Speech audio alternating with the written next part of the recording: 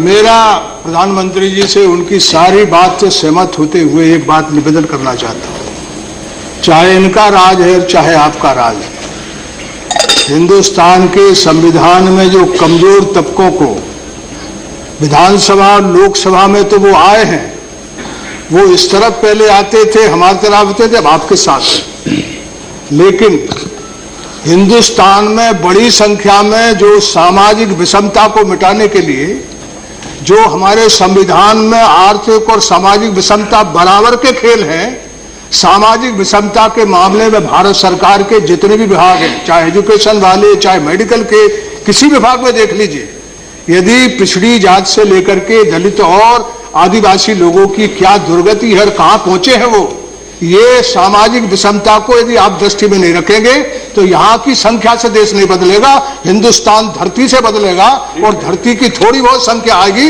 तो निश्चित तौर पर जो लोग आरक्षण से लाभ नहीं पा रहे हैं उनको आपके आने के बाद हम निवेदन करना चाहते हैं कि आप इस काम को कर सकते हैं।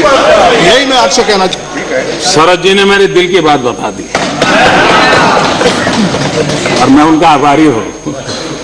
और कभी आपको मौका पड़े तो एक किताब है सामाजिक समरसता, आप उसको जरूर पढ़िए, जिसमें आपको चाहिए जो आपके भाव है उसकी विस्तार से मैंने व्याख्या की है और आपको आनंद होगा। मैं वो आनंद आपका होगा ऐसा नहीं कह रहा हूं।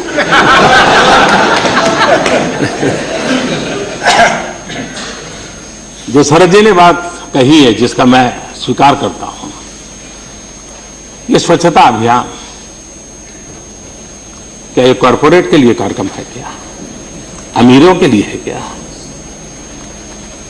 क्वालिटी ऑफ लाइफ के लिए हमारा हिंदुस्तान का गरीब तरस रहा है, झुग्गी झोपड़ी में रहने वाला तरस रहा है। क्या हम स्वच्छता नहीं दे सकते?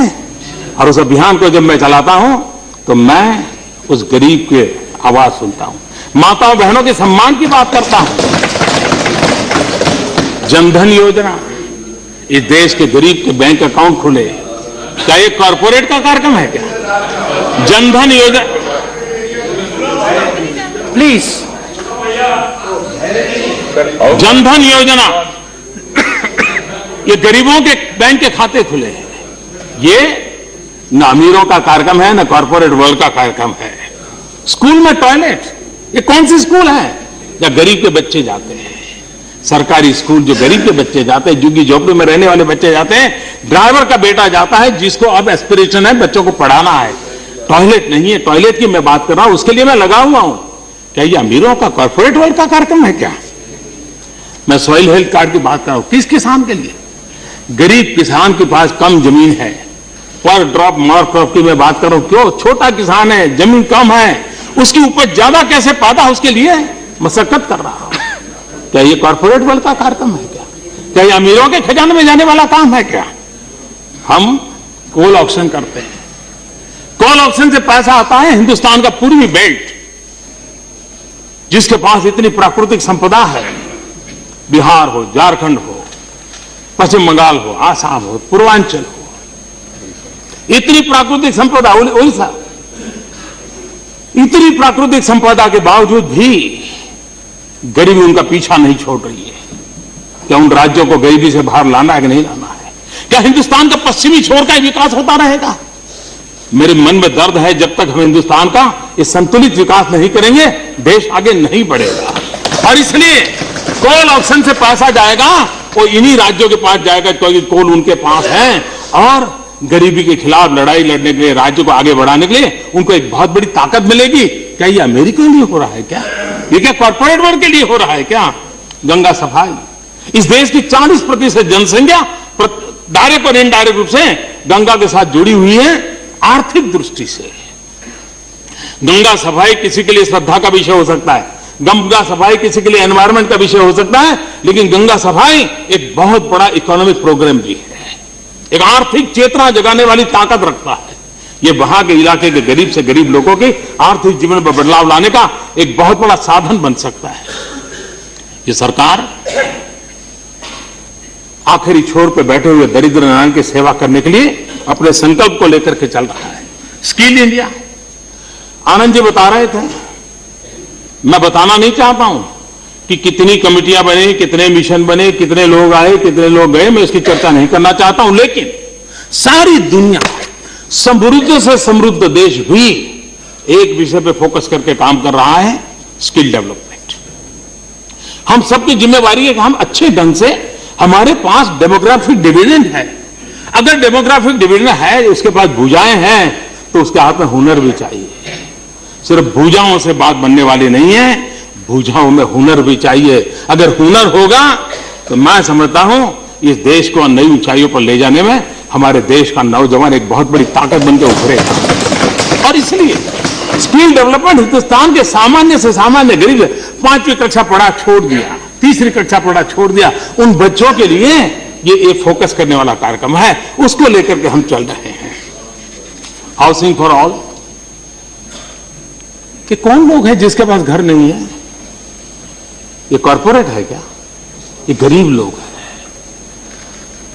गरीब को घर देने की कोशिश है। 3 करोड़ घर गांव में बनाने हैं, 2 करोड़ घर शहर में बनाने हैं। और 2022 भारत की आजादी का अमृत महोत्सव, हम इस सपने को पूरा करने के लिए आगे बढ़ सकते हैं? नहीं बढ़ सकते।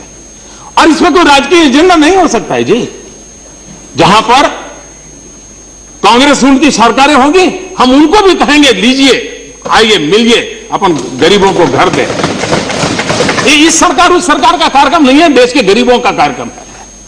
और इसलिए हम उस चीजों को लेकर के चल रहे हैं। मैं मानता हूं कि हम गरीबों को लेकर के जिन बातों को कर रहे हैं, उसको अगर आगे बढ़ाने में आपका पूरा सहयोग रहेगा। आप देखते हैं,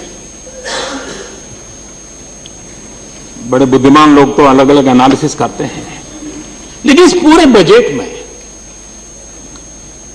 42% डिवोल्यूशन राज्य को जाना हमारे हिंदुस्तान की इकोनॉमी को अलग तरीके से देखने के लिए हमारे लिए भी, हमने भी सोचना होगा।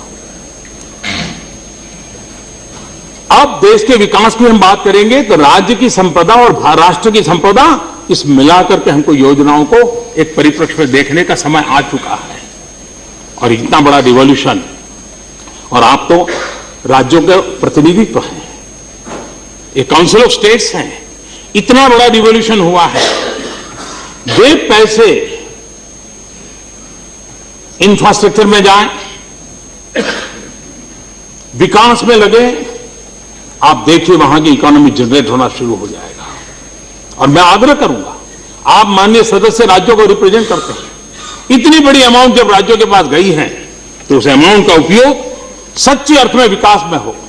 अगर सच्चे अर्थ में विकास में होगा तो राज्य बहुत तेजी से अपनी कठिनाइयों से बाहर आएगा, और उस दिशा में हम सबका ध्यान होना चाहिए, मेरा आग्रह रहेगा। इस बजट के अंदर एक मुद्रा योजना की बात कही गई है, micro units development refinance agency. हम देखते हैं कि हमारे देश में सचमुच में देश की इकोनॉमी कौन चलाता है, इस पर अध्ययन नहीं हुआ है। इस देश के जो सामान्य लोग हैं वे रोजगार भी देते हैं, स्वरोजगार भी करते हैं, और देश की इकोनॉमी को भी चलाते हैं। ऑटो रिक्शा रिपेयर करने वाला होगा, ऑटो रिक्शा चलाने वाला होगा, ऑटो रिक्शा रखने वाला होगा, स्कूटर रिपेयरिंग करने वाला होगा, साइकिल रिपेयरिंग, जूता पॉलिश करने वाला होगा, फल बेचने वाला होगा, ब्रेड बेचने वाला होगा। सामान्य व्यक्ति, इस देश में करीब 5.5 करोड़ से ज्यादा ऐसी इकाइयां हैं, और जो 11-12 करोड़ लोगों को रोजगार देती है। ये कम अमाउंट नहीं है नंबर। उनकी क्षमता है, एक को रोजी देते हैं या 2 को देते हैं, रोजगार देने की उनकी क्षमता है। लेकिन ये सेक्टर ऐसा है कि उसको अगर पैसा चाहिए तो कोई व्यवस्था नहीं है जहां से उसको पैसा मिले। 120% ब्याज से वो साहूकार के घर जाता है, पैसे लेता है, और आधी जिंदगी उसकी ब्याज देने में चली जाती है। पहली बार ये सरकार इस योजना को लेकर के आई है, मुद्रा की, जिसके तहत इसी वर्ग को धन मिलेगा, उसकी इंस्टीट्यूशनल अरेंजमेंट होगी, और उसके कारण वो अपने आर्थिक विकास को आगे बढ़ाएगा और मैं मानता हूं देश को आर्थिक प्रगति पर ले जाने वाले जितने और पहलू हैं, ये बराबरी के साथ खड़ा रहेगा यूनिट और देश को नई ऊंचाइयों पर ले जा। एक ऐसा नया क्षेत्र है जिस पर हमने फोकस किया है और मुझे विश्वास है कि नई ऊंचाइयों पर ले जाने में तो फायदा करेगा। ये लोग वो कौन है? करीब 54% लोग ग्रामीण क्षेत्रों में व्यवसाय करते हैं, छोटा मोटा अपना कारोबार चलाते हैं। 46% शहरों में है। और इसमें ये जो काम करने वाले लोग हैं उसमें 60%, मोर देन 60% या तो वो शेड्यूल कास्ट के हैं या शेड्यूल ट्राइब के हैं या ओबीसी के हैं।